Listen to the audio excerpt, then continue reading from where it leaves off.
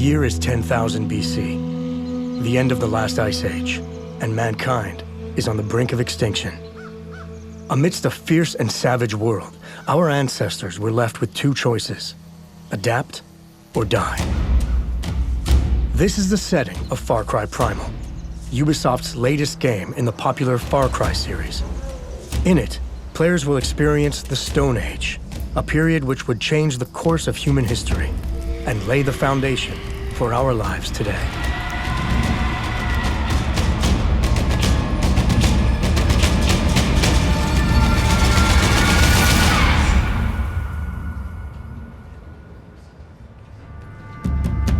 We wanted to build a pure Far Cry, the original Far Cry. Almost something that was stripped of everything that was Far Cry and almost take it right down to its chassis. Primal is you at the dawn of man in a savage frontier, basically trying to figure out whether you can survive. I think at the heart why it clicked is because it's a very powerful idea, very simple, and as soon as you start to follow the thread of this idea, everything matches together. This is something we do at Ubisoft. We try to be as as realistic as possible. We create worlds, and for us, this comes first. So it's about making sure that we have a consistent universe that works within itself. So we do a lot of research. My job was to try to provide the team with experts. So we hired historians, linguists, anthropologists to make sure that we got as much data as possible on this setting so that we had it just right. With the help of anthropologists from Montreal's University of McGill, the development team decided to set Far Cry Primal during the Mesolithic period of the Stone Age, in what we know today as Eastern Europe's Carpathian mountain chain. As the Ice Age ended, this region became a verdant climate where life flourished, where tribes from Northern Europe, Western Europe, and Mesopotamia intersected as they migrated across the continent in search of resources. This made for an ideal setting for a Stone Age game. By taking the prehistoric age, and especially the Mesolithic era, we are right into the first frontier, the first time people were actually going to fight for land. Far Cry Primal takes place in a giant valley called Uros, and in it, players will encounter many different human tribes. Each of these tribes depicts an important branch of prehistoric humanity, and each carries their own culture and set of beliefs. The Wenja tribe is a tribe of, originally a tribe of hunter-gatherer. They were traveling throughout Europe following the food all year long. But when they found Oros, which was full of life, they started to settle down. The Isila are the most advanced tribe. They have almost like 1,000 years of advance. They come from Mesopotamia. They already master irrigation and agriculture, and they are so advanced that they consider themselves above the other tribes. And they started to capture Wenja and Udam to do their labor. So in a sense, they're the first slavers. During their research, a third possibility emerged that fascinated Far Cry Primal's development team. Throughout history, there have been known anomalies in human development, groups that have evolved in total isolation for hundreds or even thousands of years. The Udam tribe is an exploration of this concept. The Udam tribe, in order to survive, started to resort to inbreeding. So now they're like a dying breed. They don't know what's going on with themselves, and they're looking for a cure, something that would save them. And they scavenge Oros to eat people that they think might be stronger than them and would provide them the cure.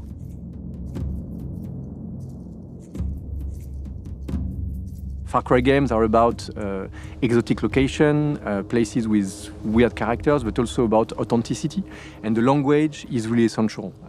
We wanted the characters to speak something that could have been spoken at the time, so we turned to experts that we found to help us recreate a language that has been dead for 12,000 years.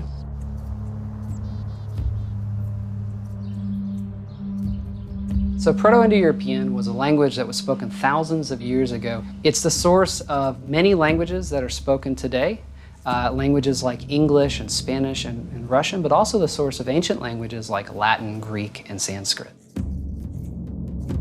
There are a number of words that we can reconstruct or we know to have existed within Proto-Indo-European. So for example, the word for water was water. The word for brother was brachted. Now we figure this out by looking at what the languages that were actually written down, the languages that are spoken today, what do they say? So if you look at the word for brother, in English we say brother. In Latin they said frater. In Greek there's a word that means a member of a secret society called prater. And in Sanskrit they have bratad. And you can take all of these things back to something like brachted. Sometimes we ran into problems where there weren't words that we can reconstruct for Proto-Indo-European. We know of about 20 different roots for the verb to shine, but we have no idea how they said yes. To figure this out, we had to think, well, how would you make up a yes, right? So what we thought was to have some sort of expression like, it is correct. In Proto-Indo-European, that would be something like, Richtom hesti. Each of the 3 tribes in Far Cry Primal speak their own adapted form of the Proto-Indo-European language, which reflects their beliefs, societal structure, and level of awareness of the world around them. For Wenja, we wanted a language that Proto-Indo-European could have come from. So we looked at certain very ancient features of Proto-Indo-European, and we assumed them to be the baseline for not only the Wenja tribe, but also the Udam. Guasham ha guarpati pachars to guama parshai aisha ul udami pan. The creative team views the Azila as a more advanced tribe, so we thought it would be a good idea to give them a more advanced stage of the language. Hisilachwe por he hiotst Tod we hesti subnieti. Well, we know that there were certain sounds within Proto-Indo-European that are very difficult for English and French speakers to pronounce. We also knew that we needed a language that was easily learnable, right? So when an actor is performing in Wenja or performing in Azila, they're not just memorizing lines and just going with it. They're learning the meaning of every word, they're learning what the grammar of that sentence is, and they have to perform it as such. Getting the game's actors into character was a huge challenge, as our ancestors had none of the mannerisms that are a part of our modern body language. To tackle this challenge, movement coaches were consulted to deconstruct how early man moved and reacted. The movement coaches, we would start with a warm-up and rehearsal before the shoot. And that consisted of breathing. It consisted of walking, figuring out where your center was so you can drop your center. Modern man walks more upright. So we had to learn how to drop our center of gravity. We had to learn how to not do things that we normally do, like point at people and, just gestures you don't even think about. I convinced Footy, the director, I was like, please, please, please, can I do an immersion language class with the actors? Because I wanted them to really feel like they were speaking this, that they were living this experience. The first day, I came in and the actors didn't really know what they were gonna do. They thought we were gonna do some grammar or something like that. And I did a full immersion lesson. Machi, salwa urus d'agua. For me as the actor, it was a challenge because it was something that I'd never done before. I'd never acted in another language, and especially a language that is not known. And as a performer, you want to come in and just be able to, slay it and do your best work automatically. Just come in and go, bam, it's done, I couldn't do that with this. We had to learn the language. We had to learn how to move differently. I had them talking to each other, asking each other questions in Wenja. I had them introduce themselves as their character. And so they got to a point after our lessons where they would start yelling out things in Wenja.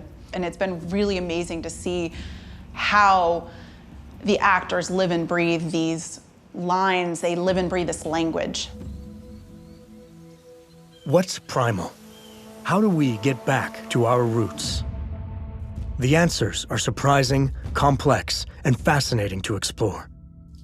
It has taken the combined work of directors, animators, programmers, and actors to step into the mindset of Stone Age humans, to think like them, and gather insights that will ultimately bring this ancient world to life.